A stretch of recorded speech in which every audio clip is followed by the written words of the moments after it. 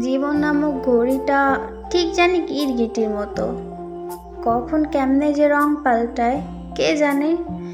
এই যে দেখো না, যেমন সময়ের ব্যবধানে আজ আমরা কতটা অপরিচিত, কেউ কাউরে চিনি না, অচেনা কেউ।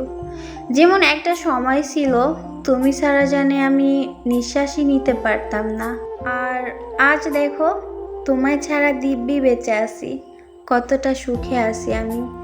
হ্যাঁ, একটা সময় ছিল আমার প্রতিটা মোনাজাতে শুধু তোমায় চাইতাম, আল্লাহর কাছে খুব করে চাইতাম আমাদের দিন শুরু না হোক একজন আরেকজনরে না দেখে বা কথা না বলে।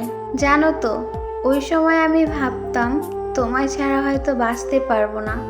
তোমার সাথে কথা বলার সেই প্রতিটা মিনিটই জানি আমার জন্য নতুন কোনো জীবন। আর মনে হইতো এই বুঝি নতুন করে আরেকটা জীবন পাইলাম। এখন কত কিছু বদলে গেছে, তুমি, আমি, সময় ঠিক গিরগিটির মতো। এখন ভাবতেই আজব লাগে যে নামাজ শেষের প্রতিটা মোনাজাতে তোমায় চাইতাম, আর সেই মোনাজাতে তোমায় ভুলতে চাই। দেখো, সবই ঠিক আছে, সময় সময়ের মতো, তুমি তোমার মতো আর আমি আমার মতো।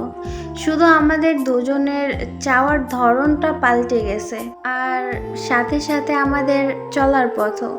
তুমি আমায় ভুল বুঝো না, সেই সময়টা ছিল সবটাই পরিস্থিতির কাছে বাধা, আর আমি পারি নাই এই পরিস্থিতির বাঁধন ছিঁড়ে আসতে।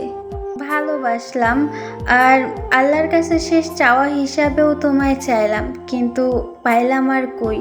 সেই চাওয়ার ধারণটাও এখন বদলে গেছে তোমার ভালোবাসার মানুষটাও।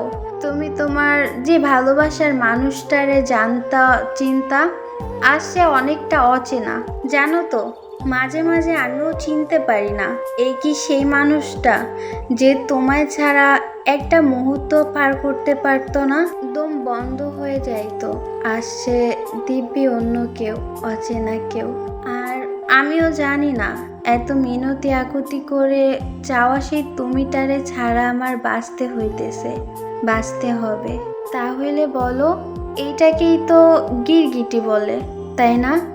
আমার কাছে প্রতিনিয়ত মনে হয় তোমার চাঁদটা কোনো কালো অন্ধকার মেঘে হারাই গেছে। আমি শত চেষ্টা করেও তোমার ব্যক্তিগত চাঁদ করে রাখতে পারি নাই। হারাই গেল তোমার ভালোবাসা, আর হয়ে গেল জীবন্ত লাশ, যা তুমি কখনো চাও নাই।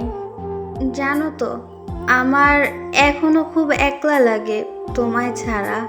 জানো তো, আমার খুব করে ইচ্ছা হয় যেন সত্যি সত্যি ওই দূর আকাশের চাঁদ হয়ে যায়। জানি দিন শেষে তোমায় একটু দেখতে পাই, তোমায় দেখার তীব্র ইচ্ছা এ জানি আমার মরার পরেও রয়ে যাবে। তোমার চাঁদরে তুমি মাপ কইরা দিও, তোমার চাঁদ, একান্ত তোমার চাঁদ।